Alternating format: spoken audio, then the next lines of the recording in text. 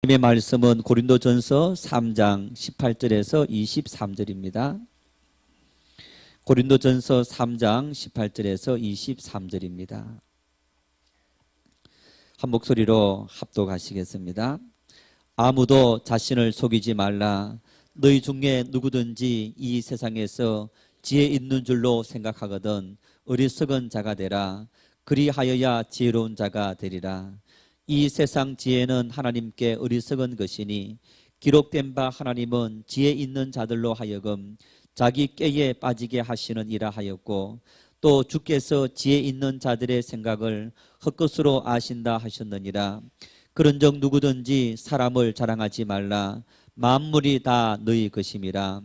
바울이나 아볼로나 게바나 세계나 생명이나 사망이나 지금 것이나 장래 것이나 다 너희의 것이요 너희는 그리스도의 것이요 그리스도는 하나님의 것이니라. 아멘. 만일 오늘이 우리의 삶의 마지막 날이라면 지금 내가 살아가고 있는 이 삶에 만족함을 느낄까? 오늘 내 인생이 마지막 순간이라면 이 모습 이대로 하나님께 가더라도 나는 하나님 앞에 나에게 주어진 사명을 다 감당하고 주님께 왔습니다. 당당할 수 있을까? 오늘이 내 인생의 마지막 순간이라면 정말 후회하지 않고 세상을 떠날 수 있을까? 여러분, 우리에게 내일이 보장되어 있습니까? 있지 않습니까? 내일이 있습니까? 없습니까?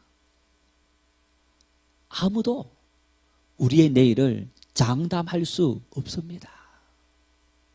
내일은 내 시간이 아닙니다.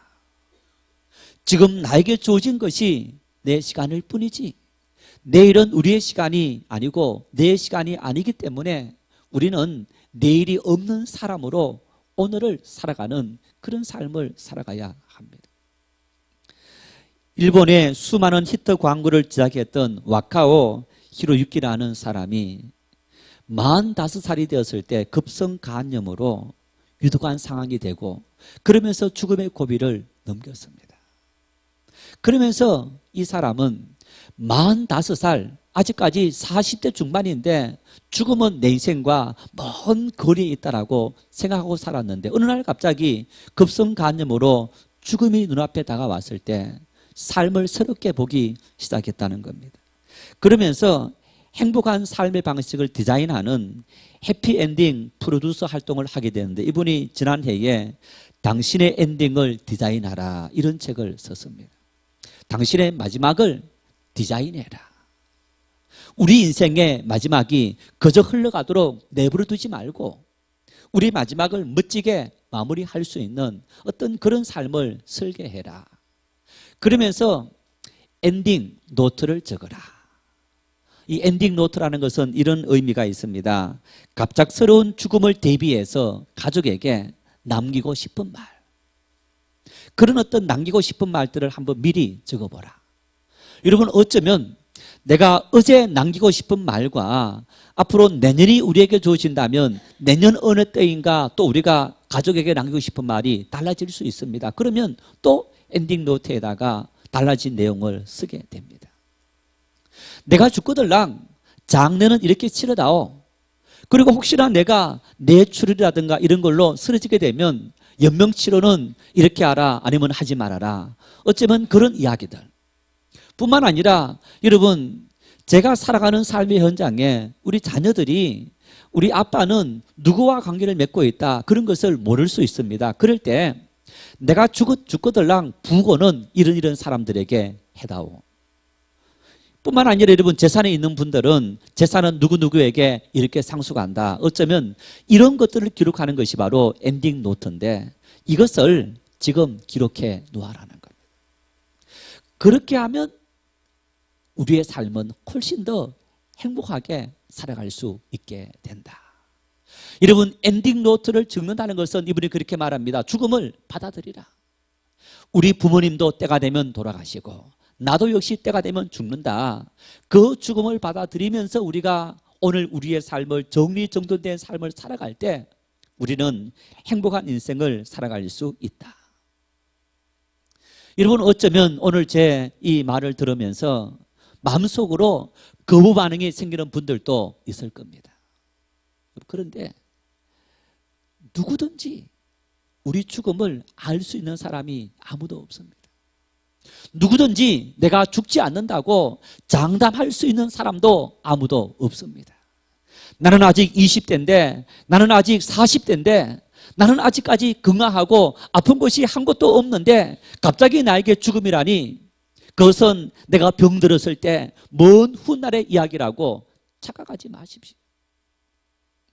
여러분, 지난주에 세계 스포츠, 특히 축구계가 큰 애도 속에 잠겨 있습니다. 브라질 일부 리그 선수들이 한 축구팀이, 이 팀 이름이 사페코엔시 축구팀인데, 이 팀을 사람들은 이렇게 부릅니다. 브라질의 흙수저다. 1부, 2부, 3부, 4부 이런 리그들이 있는데 4부 리그 선수들이 3부 리그로 성격하고 2부 성격하고 1부로 성격해서, 그래서 이 브라질의 흙수저 축구팀이다 이렇게 불리던 팀이 남미 지역의 어떤 그 몇 등에서 몇 등까지 팀이 나가는 거기에서 결승까지 올라간 겁니다. 그래서 결승전 1차 리그를 치르기 위해서 콜롬비아에 가려고 비행기를 타고 가다가 여러분, 비행기가 연료 부족으로 떨어져서 77명 중에서 71명이 사망했습니다. 축구 선수들 나이가 몇 살입니까? 대다수가 20대입니다. 조금 많은 선수들은 30대 초중반이고, 좀 어린 선수들은 뭐 18세, 19세도 있을 수 있지만은 거의 20대 선수들이 90% 이상 주축을 이루고 있습니다. 영상을 아마 보신 분들이 있겠지만은 한 선수는 이 티아기노라는 선수인데, 이제 자기 부인이 깜짝 이벤트를 마련한 겁니다. 이제 1차전 가는 자기 남편에게 카드를 보냈는데 그 카드를 펼쳐봤더니 임신했다는 겁니다. 2세가 지금 자기 뱃속에 들어섰다는 겁니다. 그 사실을 전해 듣고 이 선수가 너무너무 기뻐하는 그런 영상이 있습니다. 뿐만 아니라 4부 리그에 있었던 선수들이 1부 리그에 성격하고, 그리고 남미 지역 전체 그 어떤 이 경기에 결승까지 올라갔다. 이제 결승에서 우승할 수 있는 어떤 그런 팀이 되었다. 선수들이 비행기 안에서 막 웃으면서 환호하는 그런 모습들도 볼 수 있었습니다. 여러분, 그런데 한두 시간 내에 비행기 사고로 그 모든 선수들의 목숨이 사라져 가게 됩니다. 이런 비극적인 일들은 비단 이 선수들에게서만 일어나는 것이 아니고 우리의 삶의 현장에서 끊임없이 일어나는 비일비재한 일입니다. 여러분, 우리나라에서 하루에 교통사고로 목숨을 잃는 사람이 30명이 넘습니다. 교통사고 세계 사망률 1위가 우리나라입니다. 하루에 자살하는 사람이 40명이 넘습니다. 역시 세계 자살률 1위입니다. 그 자살하시는 분들이 연세 드신 분들도 있지만은 젊은이들이 함께 모여 자살하는 그런 모습들도 볼 수 있습니다. 이런저런 일로 말미암아 여러분, 죽음은 우리와 먼 곳에 있는 것이 아니고 오늘 우리의 삶에 너무너무 가깝게 있는 겁니다. 이런 삶을 살아가면서 어떻게 하면 우리가 지혜로운 삶을 살아갈 수 있느냐? 오늘 주어진 우리의 시간에 최선을 다하고 만족할 수 있는 삶을 살아가야 한다는 사실. 우리 한번 읽어보겠습니다. 마태복음 6장 34절입니다. 그러므로 내일 일을 위하여 염려하지 말라. 내일 일은 내일이 염려할 것이요 한날의 괴로움은 그날로 족하니라. 여러분, 지금 오늘 예배 드리면서 이 시간 어떤 생각하십니까? 이 예배에 집중해 계십니까? 하나님을 예배하면서 하나님을 찬양하고 기도하고 말씀을 듣고 그리고 성도들과 함께 예배하면서 여러분의 심령 속에 기쁨이 있습니까? 감사함이 있습니까? 아니면 시무룩하십니까? 시무룩하다면, 근심이 있다면 무엇 때문에 여러분에게 근심이 있습니까? 아마 대다수가 내일 출근할 때, 내일 어떤 일을 해야 될 텐데, 모레 어떤 일을 해야 될 텐데, 내가 이런 일을 처리해야만 될 텐데 어쩌면 다 미래에 대한, 내일에 대한 그런 걱정, 의심, 염려들 때문에, 그것 때문에 우리가 처지게 되고 가슴 아프게 되고 절망하게 되고 좌절하게 되는 거예요. 그런 우리 인생들을 향해서 주님께서 말씀합니다. 내일은 아직 오지 않았는데 내일이라는 미래를 왜 미리 걱정하느냐? 한날의 괴로움은 그날로 족합니다. 오늘 우리에게 당면한 그 일을 즐기라는 겁니다. 자, 오늘 우리가 예배합니다. 예배를 즐겨야 됩니다. 예배가 하나님을 찬양하며 하나님의 은혜를 입는 그 기쁨을 우리가 함께 누리며 살아갈 수 있어야 됩니다. 예배 마치고 식사할 때, 속으로 모임 가질 때는 그 만남을 즐기면 되는 겁니다. 내일 해야 될 일들은 내일 하십시오. 여러분, 내일 우리에게 주어질 때 내일 나에게 주어진 그 고민을 해결하기 위해서 그 시간 되어서 최선을 다하는 삶을 살아가는 것이 바로 우리의 인생이라고 주님은 우리에게 말씀하고 있는 겁니다. 문제는 여러분, 이런 말씀을 전하는 저 역시도 마찬가지로 삶을 살아가면서 끊임없이 우리 내일에 대한 염려가 찾아옵니다.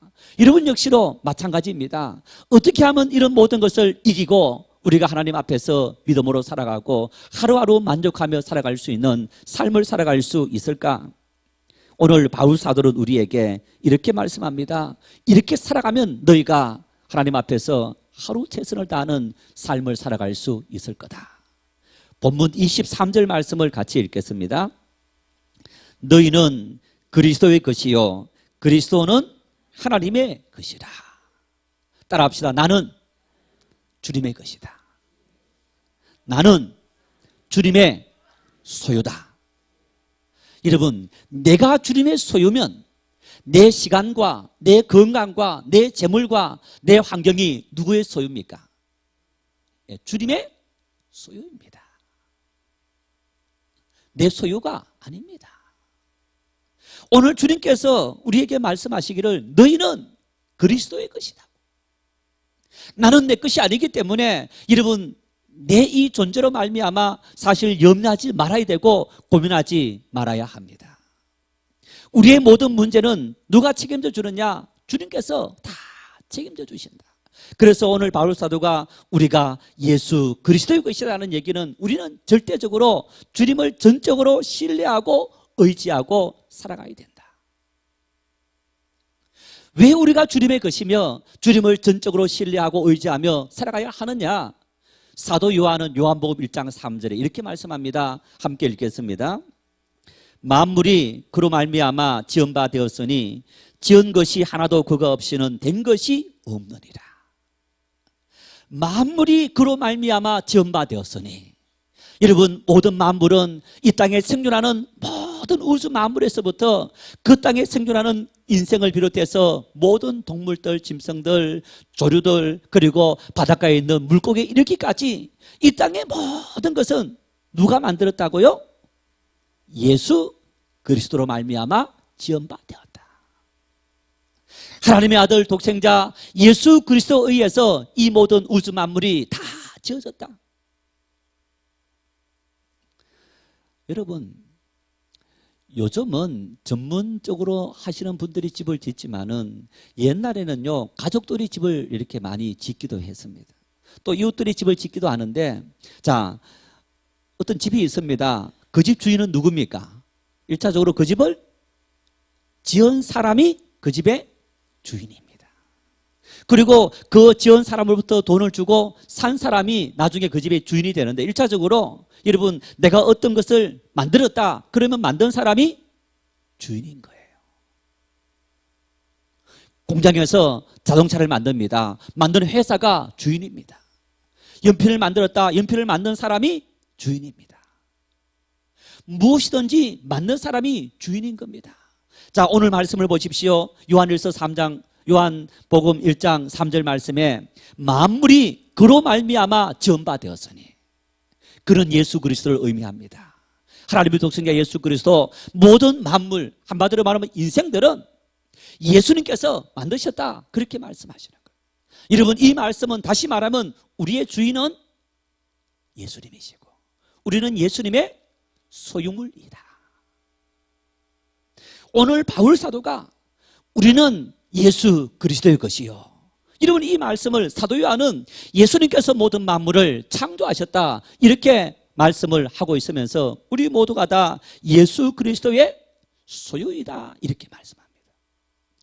우리가 예수님의 소유라면 우리와 예수님의 관계는 어떤 관계이냐? 이 관계를 예레미야와 사도 바울은 이렇게 말씀하고 있습니다.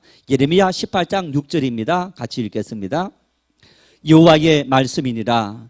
이스라엘 족속아, 이 토기장이가 하는 것 같이 내가 능히 너희에게 행하지 못하겠느냐? 이스라엘 족속아, 진흙이 토기장이의 손에 있음 같이 너희가 내 손에 있느니라. 로마서 9장 21절입니다. 토기장이가 진흙 한 덩이로 하나는 기 설 그릇을 하나는 천이 설 그릇을 만들 권한이 없느냐? 하나님, 왜 내 인생은 요망요꼴로 만들었습니까? 하나님, 왜 나는 이렇게 가난하게 만들었습니까? 나는 힘도 없게 만들었고 똑똑하지 못하게 만들었습니까? 내가 삶을 살아가면서 아직까지 내 날이 창창한데 하나님 나에게 이런 질병을 주셨고 이런 시련을 주셔서 내 모양을 이 모양 이 꼴로 만들었습니까? 비유 한번 해보십시오. 그릇을 만드는 토기장이, 그릇을 만드는 사람이 흙이 있는데 흙을 갖고, 자, 내가 이번에는 어떤 그릇을 만들까? 고추장을 담는 종지를 만들까? 음식을 담는 접시를 만들까? 국을 담는 대접을 만들까? 여러분, 누구 마음대로입니까? 누구 마음대로죠? 만드는 토기장이 주인 마음대로인 거예요. 자, 그릇을 만들었습니다. 만들어 놓고, 자, 이 그릇은 임금님이 먹는, 귀족이 먹는 어떤 그런 상에다가 올리고, 또 이 그릇은 우리 집에 키우는 이제 이 강아지, 애견 이제 우리 애완견에게 먹는 먹이 그릇으로 써야 되겠다. 아니, 누구는 말이야 주인이 먹는 그릇으로 쓰임받고 누구는 개가 먹는 그릇으로 쓰임받는다. 여러분, 그릇이 원망하고 항의할 수 있습니까? 없습니까? 없어요. 예레미야 선지자나 바울 사도는 말합니다. 하나님은 우리를 만드신 절대적인 토기장이시다. 토기장이가 이렇게 만들든 저렇게 만들든 귀하게 서든 천하게 서든 그것은 토기장이 마음대로라는 얘기입니다. 여러분, 이 말씀은 우리에게 큰 위로가 됩니다. 왜 위로가 되느냐? 자, 오늘 내가 살아가는데 나는 저 사람보다 가난하다, 나는 저 사람보다 못생겼다, 나는 저 사람보다 능력이 없다. 누구 탓입니까? 내 탓입니까? 하나님 탓입니까? 누구 탓입니까? 예? 내 탓. 하나님께서 나를 그렇게 빚으셨기 때문에, 너는 그렇게 살아가라 말씀하셨기 때문에 나는 하나님 이렇게 살아갑니다. 누구 탓입니까? 하나님 탓. 하나님의 주권 속에 있기 때문에, 그러면 우리가 여러분 이런 삶을 살아가면서 우리가 어떻게 살아가야 됩니까? 당당하게. 하나님께서 나에게 이런 사명이 있어서 나를 이렇게 맡겨주셨고 이런 모습으로 인도하셨다. 여러분, 이것이 성경이 우리에게 말씀하고 있는 하나님의 뜻인 거예요. 우리 교회가 대한예수교 장로의 증인교회입니다. 대한예수교 장로의 통합교단입니다. 여러분, 우리 한국교회에 장로교회가 많이 있는데 감리교, 성결교, 침례교, 또 가톨릭, 성공회 이런 어떤 기독교 많은 교파들이 있습니다. 그중에서 우리는 장로교인데, 장로교가 가장 중요하게 생각하는 것이 뭐냐? 하나님의 절대 주권을 인정해라. 이 말은 무슨 얘기냐 하면, 하나님은 하나님의 뜻이 있어서 우리를 각 사람을 다양하게 만드셨다. 그리고 그 만드신 사람에게 하나님은 사명을 다 주셨다. 그래서 지금 내가 이렇게 살아가는 것은 내 탓이 아니고 하나님의 뜻이다. 여러분, 이것이 오늘 우리가 성경을 통해서 볼 수 있는 하나님의 뜻이, 하나님의 계획, 하나님의 섭리, 그리고 거기에 순종하고 그 말씀대로 살아가는 것이 오늘 우리 그리스도인의 삶의 모습이다. 오늘 바울 사도가 우리는 그리스도의 것이라는 것은 바로 이런 의미가 내포되어져 있는 겁니다. 그래서 내 삶은, 내 인생은 내 것이 아니고 내 인생의 모든 것 속에는 하나님의 뜻이 있고 계획이 있고 승리가 있습니다. 그래서 오늘 내가 병들었고 내가 가난하고 내 삶에 상처가 있고 아픔이 있을 때마다 여러분 그 모든 것을 원망하기 전에 하나님의 뜻이 어디에 있습니까? 하나님의 뜻을 깨닫게 하시고 그 뜻 앞에 순종할 수 있는 삶을 살아갈 수 있도록 은혜와 사랑과 능력을 주십시오. 우리가 이렇게 살아갈 수 있어야 하는 겁니다. 여러분 이런 모습을 다윗은 이렇게 고백합니다. 우리 시편 23편 1절을 같이 읽겠습니다. 여호와는 나의 목자시니 내게 부족함이 없으리로다. 103편 3절입니다. 여호와가 우리 하나님이신 줄 너희는 알지어다. 그는 우리를 지으시니요 우리는 그의 것이니 그의 백성이요 그의 기르시는 양이로다. 다윗은 하나님을 만났습니다. 하나님을 경험했고 처음 했습니다. 그러면서 그가 고백합니다. 하나님은 나의 목자이시다. 나는 하나님의 기르시는 양이로다. 예수님께서 요한복음 10장 11절 말씀에 이렇게 말씀합니다. 나는 선한 목자라.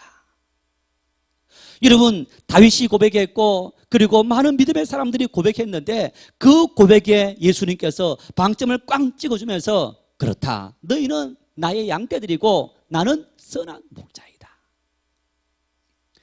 여러분 이 짐승들 동물들의 세계는 정말 우리가 이렇게 약육강식의 세계다 그러면서 동물들이 감각 뭐 이렇게 후각 어떤 그런 청각들이 아주 뛰어난 동물들이 있고 그리고 자기를 보호하기 위해서 날카로운 발톱, 이빨, 뿔을 가진 그런 동물들도 있습니다. 그래서 뭐 거의 작은 동물부터 큰 동물까지 다 나름대로 자기를 방어하는 어떤 그런 방어 기제를 갖고 있습니다.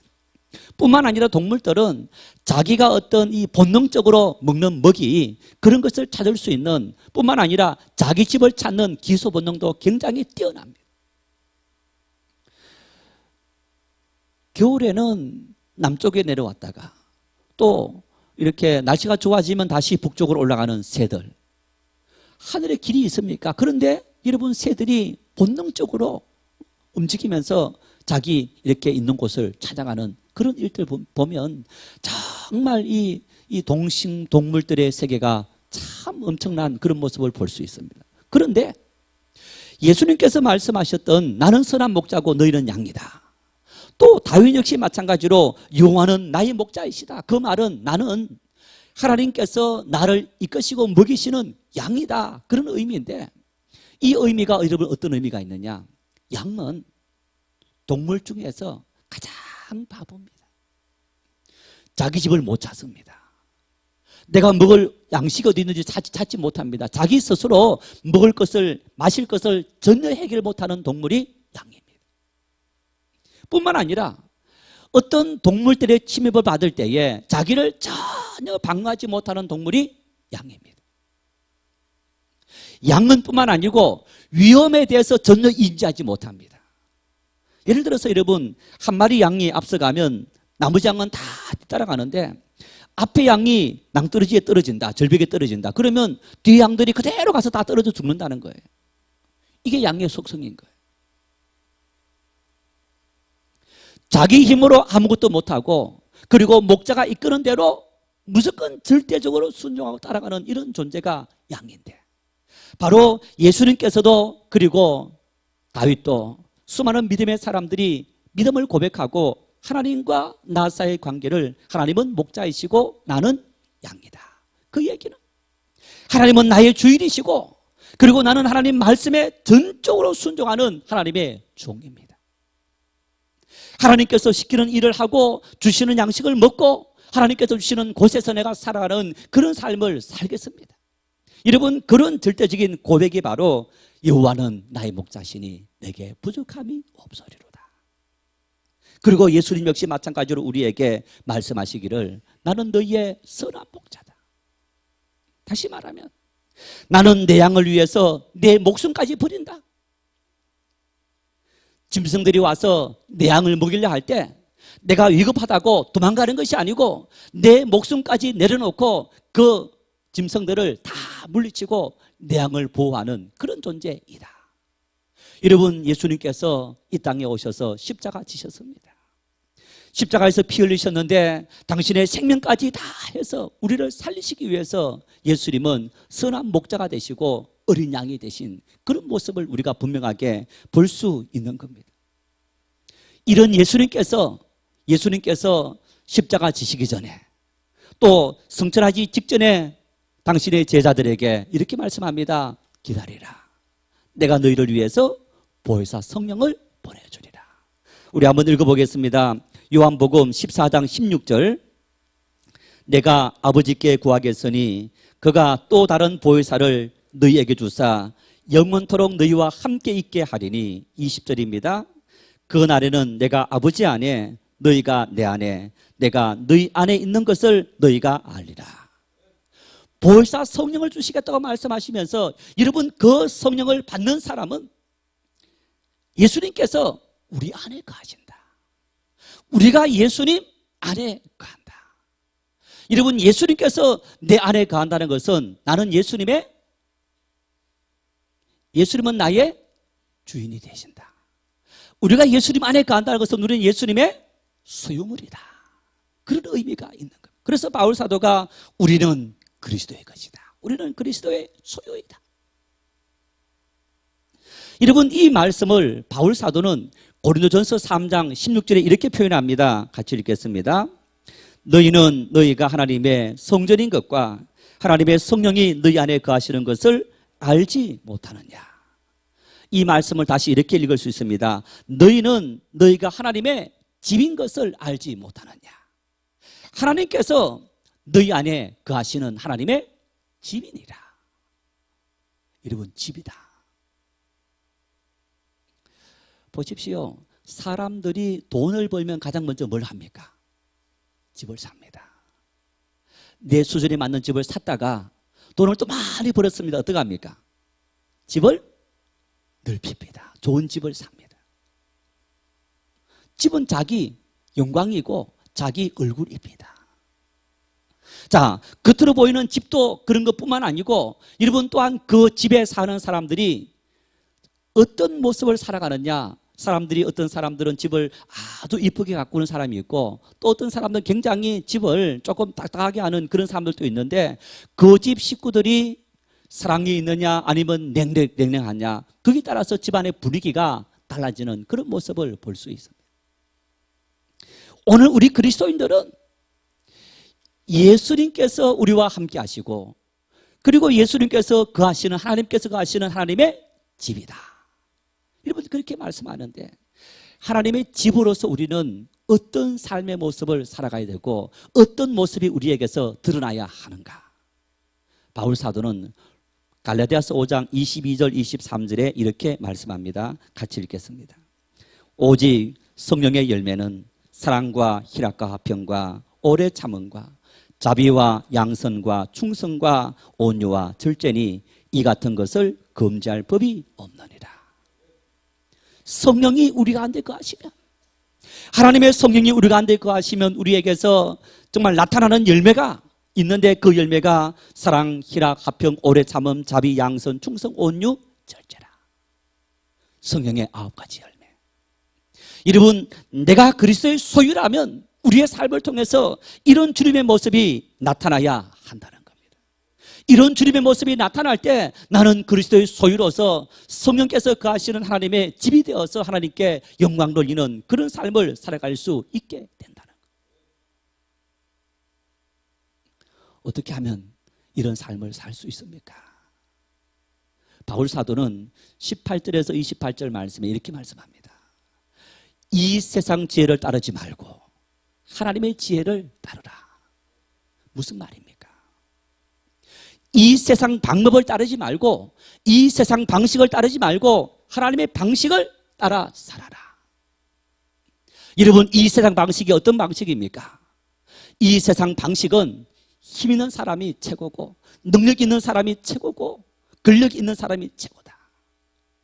하나님의 방식은 겸손한 사람, 하나님을 의지하는 사람, 숨기는 사람, 사랑하는 사람, 인내하는 사람, 참는 사람. 여러분, 하나님의 지혜가, 하나님의 방식이 인간의 지혜를, 인간의 방식을 어리석게 만든다고 말씀합니다. 우리가 진정으로 하나님의 소유라면, 하나님께서 나의 주인이 되셨다면, 여러분 이제부터 내 모든 것을 다 내려놓고 나는 하나님의 지혜를 따라서, 하나님의 방식을 따라서 살겠습니다. 그것이 바로 그리스도인 겁니다.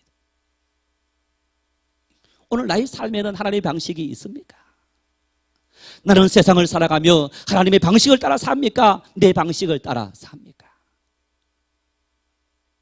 어쩌면 대다수 우리가 삶을 살아가면서 혼돈될 때가 많습니다. 뒤섞일 때 많습니다. 여러분, 그러나 그럼에도 불구하고 오늘 우리가 그리스도로 산다는 것은 하나님의 방식대로 살려고 몸부림치고 애를 쓰고 노력할 수 있어야 합니다. 우리가 그런 삶을 살고 주님의 방식 앞에 우리의 모든 삶을 맡길 때 우리의 주인 되신 주님께서 우리의 삶을 통해 주님의 영광이 드러나고 선한 목자가 되셔서 우리의 모든 삶을 이끌어 주시리라 말씀합니다. 열심을 품어야 됩니다. 열심히 예배하고, 열심히 기도하고, 열심히 찬양하고, 말씀을 듣고, 여러분 그런 헌신과 순종과 하나님을 사랑하는 삶을 살아갈 때 우리는 세상 방식이 아니라 하나님 방식을 따라 살아갈 수 있게 되는 겁니다. 사람들을 보십시오. 다 저마다 인생을 살아가며 아무리 잘 사는 사람도 끙끙 그러면서 힘겹게 살아갑니다. 이게 세상 방식의 한계입니다. 재물을 많이 얻고 권력을 얻었다 할지라도 여러분 오늘 우리 정치 세계를 보십시오. 이런 비참한 정말 결론이 세상 방식을 살아갈 때 우리에게 이런 비참한 결론이 주신다는 사실을 우리가 타산지석으로 삼을 수 있어야 하는 것. 하나님의 사람, 주님의 소유, 주님의 것으로서 주님의 방식을 따라 하나님의 지혜를 따라 살겠습니다. 나와 내 가족이, 사랑하는 내 가족이 험한 세상 속에서 새빼 흔들리며 사는 것이 아니고 하나님의 보호하심과 선한 목자 되신 주님의 인도하심을 따라서 이 험한 세상을 하나님의 온전한 인도 속에 따라 살아가는 그런 가정, 그런 삶이 되도록 만들겠습니다. 우리 그래서 모두가 다 선한 목자이신 주님의 인도하심으로 험한 세상을 거친 파도를 능히 이길 수 있는 그런 믿음의 용사들이, 주님의 선한 양들이 될 수 있는 우리 모두가 될 수 있기를 바랍니다.